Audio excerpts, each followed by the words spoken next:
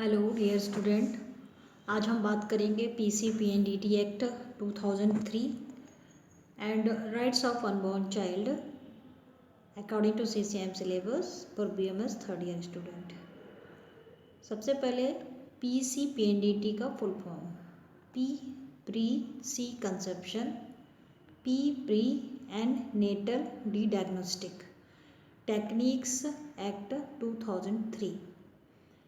गर्भधारण के पहले pre conception and pre natal, गर्भधारण के बाद और डिलीवरी के पहले फीटस में कोई कंजेनाइटल एबनॉर्मेलिटीज़ या कोई क्रोमोसोमल एबनॉर्मेलिटीज़ या अदर एबनॉर्मेलिटीज़ डिटेक्ट करने के लिए प्रीनेटल डायग्नोस्टिक टेक्निक्स होती हैं। यदि इसका मिसयूज़ होता है लिंग निर्धारण के लिए, मेल चाइल्ड है या फीमेल चाइल्ड है, इसको जानने के लिए, तो इस एक्ट के तहत सेक्स सिलेक्शन को प्रतिबंध किया गया है और साथ में जो डायग्नोस्टिक टेक्निक हैं इनके द्वारा रेगुलेट किया जाता है कि सही काम के लिए इस टेक्निक का यूज़ हो। सेक्स कैन डिटरमाइंड बाई, जो लिंग का निर्धारण है कुछ टेक्निक्स हैं जिनके द्वारा हो सकता है, जैसे एमिनोसिंथेसिस जिसमें एमनियोटिक फ्लूइड के द्वारा लिंग का निर्धारण किया जाता है, कोरियोनिक विलस बायोप्सी होती है और अल्ट्रासोनोग्राफिक स्कैन एंड इमेजिंग टेक्निक्स। जो PCPNDT एक्ट होता है इसके क्या फीचर्स होते हैं या इसके अंतर्गत किन किन बातों को लिया गया है, तो इस एक्ट के तहत सेक्स सिलेक्शन बिफोर और आफ्टर कंसेप्शन, जो प्रीनेटल डायग्नोस्टिक टेक्निक्स हैं उनके यूज़ को रेगुलेट किया जाता है। जो गायनोकोलॉजिस्ट हैं या RMP हैं, यदि उन्हें प्रीनेटल डायग्नोस्टिक टेक्निक्स किसी मान्यता प्राप्त प्लेस पे ही करवाना चाहिए। जितने भी नर्सिंग होम हैं और या RMP या हॉस्पिटल्स हैं जहाँ पे अल्ट्रासोनोग्राफी की जाती है, वहाँ पे एक बोर्ड लगा होना चाहिए जहाँ पे लिखा होना चाहिए कि यहाँ पे लिंग निर्धारण नहीं किया जाता है। ये इस एक्ट के तहत है। जैसा कि हम देखते हैं कि जहाँ ऐसे हॉस्पिटल्स हैं वहाँ एक बोर्ड लगा हुआ होता है। Prenatal diagnostic techniques can be conducted for purpose of determination of chromosomal और जेनेटिक और कंजेनाइटल एबनॉर्मेलिटीज़ के लिए प्रीनेटल डायग्नोस्टिक टेक्निक का उपयोग किया जाता है। तो जो क्रोमोसोमल एबनॉर्मेलिटीज़ हैं जैसे कि आपका ट्राइसोमी 21 है, डाउन सिंड्रोम है, टर्नर सिंड्रोम है, क्लाइनफिल्टर सिंड्रोम है, इस तरह के यदि कोई सिंड्रोम्स हैं इनको जानने के लिए प्रीनेटल डायग्नोस्टिक टेक्निक्स का इस्तेमाल किया जाता है जेनेटिक या कंजेनाइटल एबनॉर्मेलिटीज़ के लिए। जब प्रीनेटल डायग्नोस्टिक टेक्निक का उपयोग किया जाता है तो इस एक्ट के तहत जो प्रेग्नेंट वुमेन है इसका कंसर्ट लेना अनिवार्य होता है। यदि डॉक्टर इस एक्ट का उल्लंघन करता है या इसके नियम का पालन नहीं करता है तो उसे 3 साल की सज़ा और 10,000 का जुर्माना हो सकता है। और यदि कोई पर्सन सेल्फ डिटर्मिनेशन के लिए सहायता मांगता है तो उसे भी 3 साल की सज़ा और फाइन 50,000 तक का हो सकता है इस एक्ट के तहत। और मेडिकल काउंसिल ऑफ इंडिया के तहत सेक्स डिटर्मिनेशन करना प्रोफेशनल मिक्स कंडक्ट के अंतर्गत आता है। Prerequisite for doing PCPNDT should not be carried out unless any one or more conditions mentioned below are fulfilled.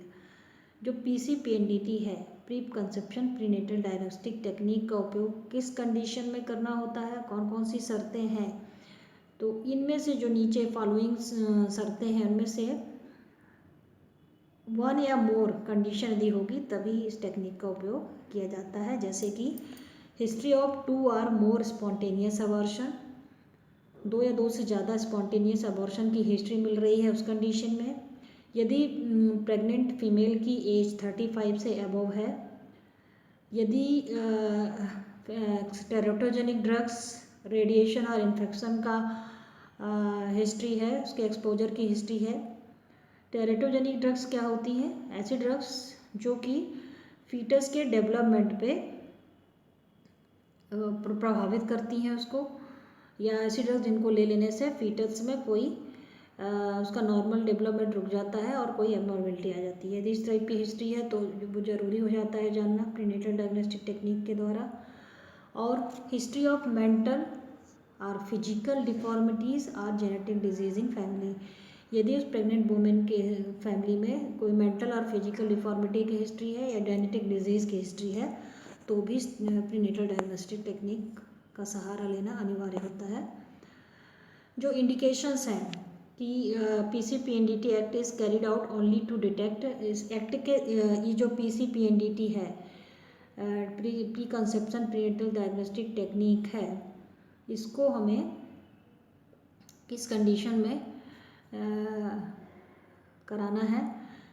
Chromosomal abnormalities देखने के लिए, जेनेटिक और मेटाबॉलिक एबनॉर्मेलिटीज़ देखने के लिए, हीमोग्लोबिनोपैथीज़ देखने के लिए, सेक्स लिंक जेनेटिक डिजीज़ देखने के लिए या कंजेनाइटल एनोमलीज देखने के लिए।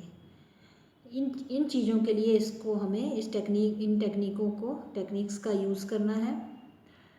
अब आता है जो सिलेबस में टॉपिक है राइट्स ऑफ अनबॉर्न चाइल्ड।